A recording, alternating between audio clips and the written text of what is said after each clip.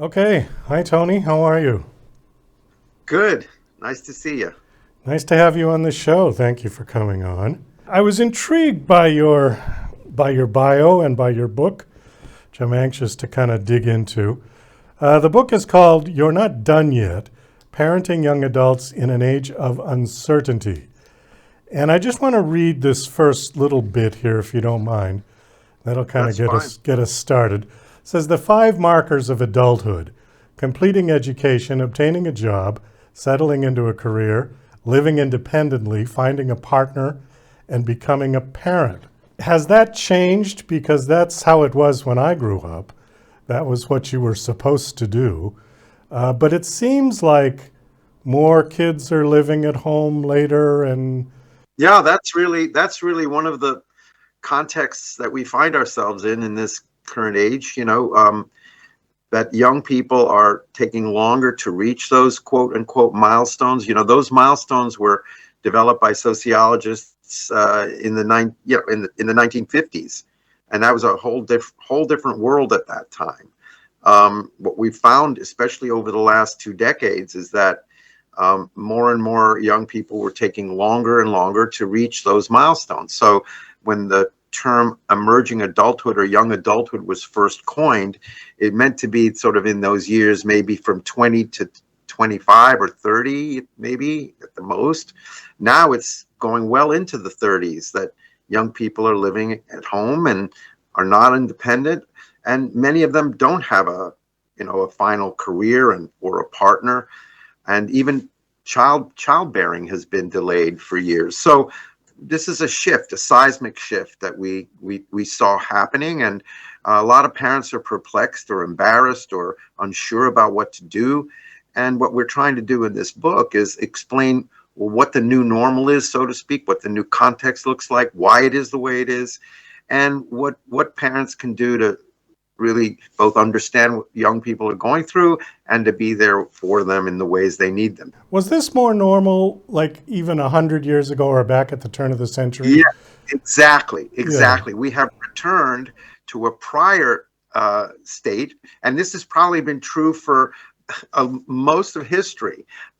So it was really a small period of time where the kind of this is what you got to do, grow up and move out, was a fairly modern development, and pretty much, yeah, 100 years ago, this was the norm. 100 years ago, and it started to change through the 20th century, and we see it now. It's almost like a return to what was. Okay, I guess I got to ask, why are we returning to this? Is it purely economic reasons that kids just can't afford to go out on their own? Well, I think economics is a big factor.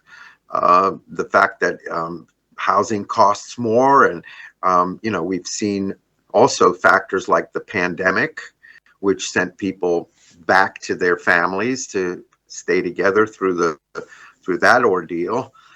There's also, I think, a general sense that young people have of just not being prepared to do as much as quickly as perhaps the earlier generations did.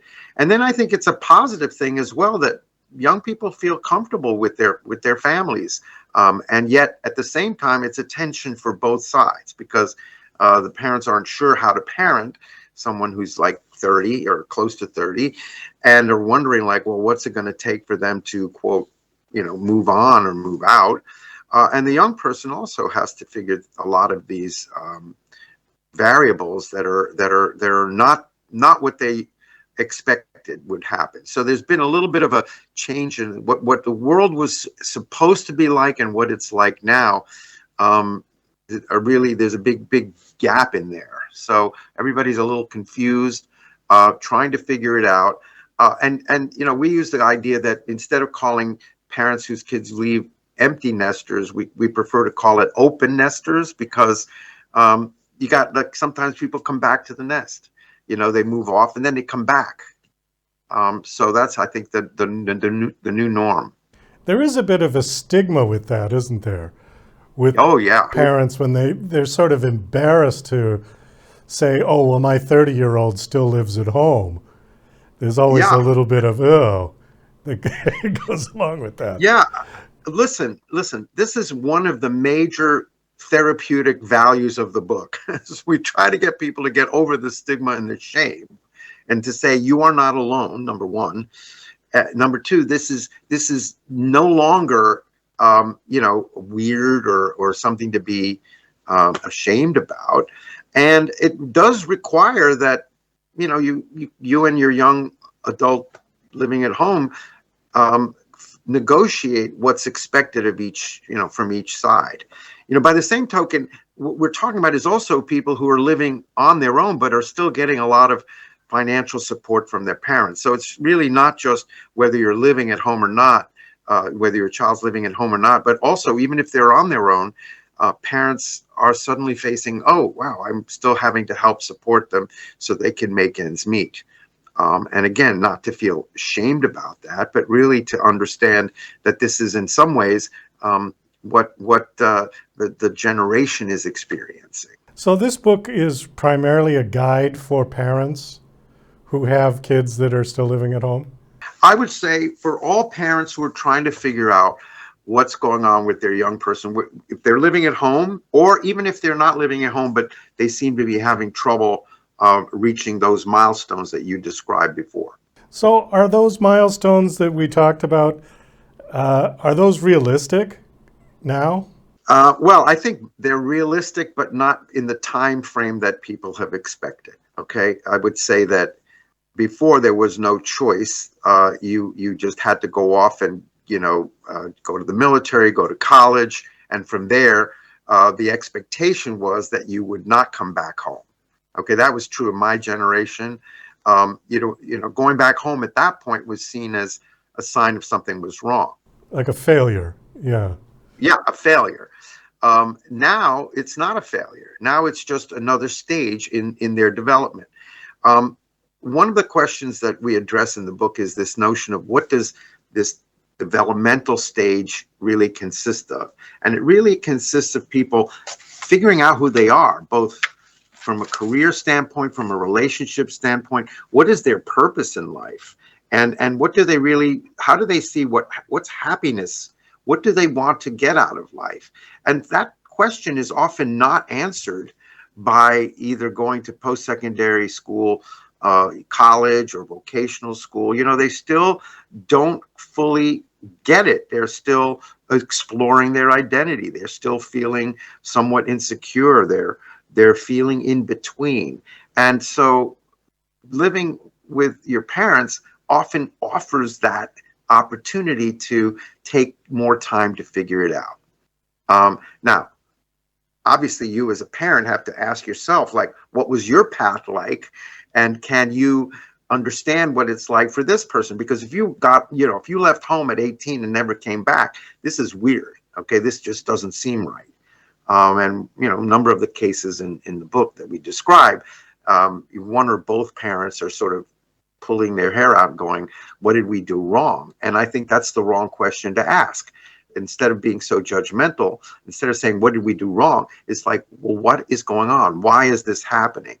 And for some people, it's just a delayed phase of development, taking longer to find your way. For others, they are having some difficulties with executive functioning or with, mastering time and organization, handling things like the social media. So we go into the second half of the book, we go into problematic situations, whether it's anxiety disorders, gaming addiction, depression, substance use. There are all those factors as well. So the book is also intended for parents who are worried about, the state of mind their young person is in. And unfortunately, a lot of the models of treatment out there for young adults emphasize that you can't see the parents. You just have to take care of the young person.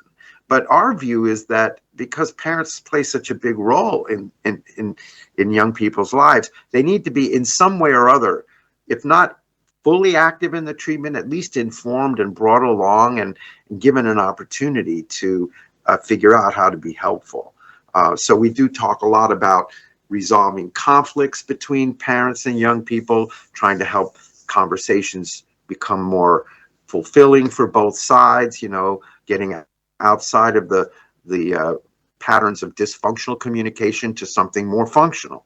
Do you think there's too much choice now for young people and they're just confused as to what to do? Because if I go back to my parents or even my grandparents, I mean, they were married pretty young.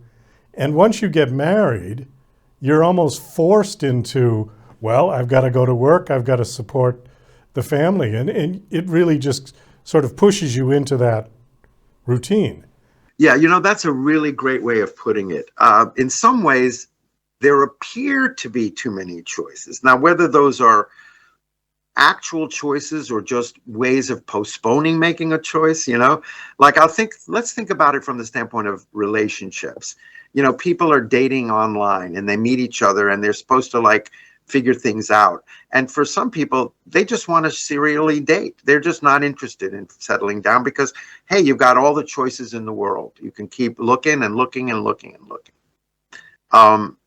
So the opening up, if you will, through social media of all kinds of alternatives for both partnering with people or for, entertainment or for potential jobs. You're right. Those can almost feel overwhelming. And I do think they have a role in delaying, if you will, people's commitments. So you're speaking to something very important, which is, at some point or other, you have to say, this is who I am. This is what I'm going to do. I'm going to, put my money where my mouth is and move into this role.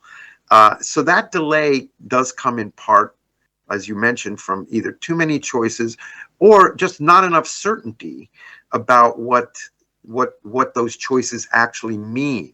The other area, for example, in the work world, is that for young people, oftentimes they don't have enough real life experience in a variety of jobs. So let's say they go to college. In the case of college students, college does not really deal much with potential, occupation. I mean, some of the engineering and, coding and those majors may help you with a future job, but a lot of colleges just, educating you about a variety of topics, liberal arts, if you will, or whatever you're majoring in. And then you've got to spend the next phase narrowing it down. So that delays it even further. And we're seeing a lot of moving around from job to job because of, you said, there's a lot of choices. The fact that you don't even have to be in the same city as where your job is really opens up a whole range of possibilities. And again, not all of them are bad, but it does tend to make it harder to commit. Well, especially with remote work, where potentially the adult child who lives with the parents could be working 40 hours a week right from the basement, as long as Correct. they have internet. That's right. That's right. So theoretically they're functioning and contributing, but it's cheaper just to stay at home.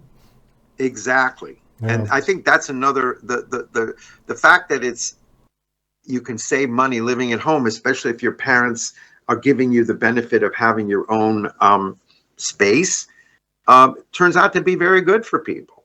And there's no evidence that they're less, well adjusted. It's just that the zeitgeist of the whole generation, though, I have to bring this up. The zeitgeist is that people are more anxious and more depressed in this young adult generation.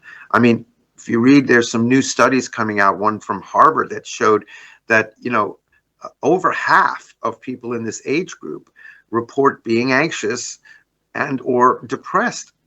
And that's much higher percentages than we saw in previous generations. Now, how much is that, that there's, like you said, that they're spending too much time, in line and doing work remotely? That could contribute. Not having a real regular social life around you, but having to relate to people always virtually may not be providing the same kind of support to people that they're used to. So we don't know yet. This is a big experiment. What's going to be the long-term impact of people who are working from home more than in person with other people? It may also explain why some companies are more asking for people to come back to work, because even though the work may be getting done, there's something being missed by not having face-to-face encounters.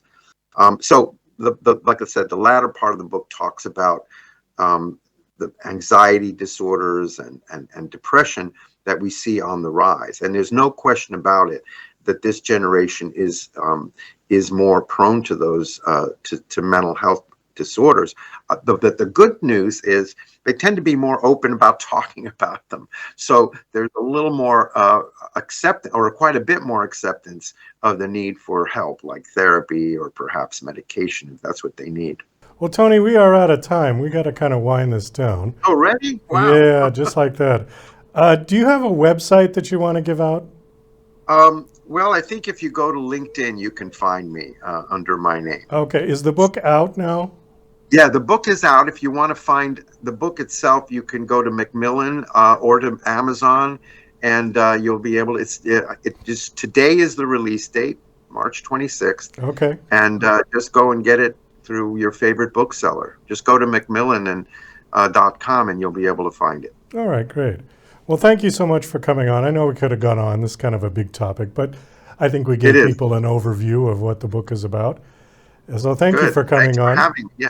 Best of luck. Thank you.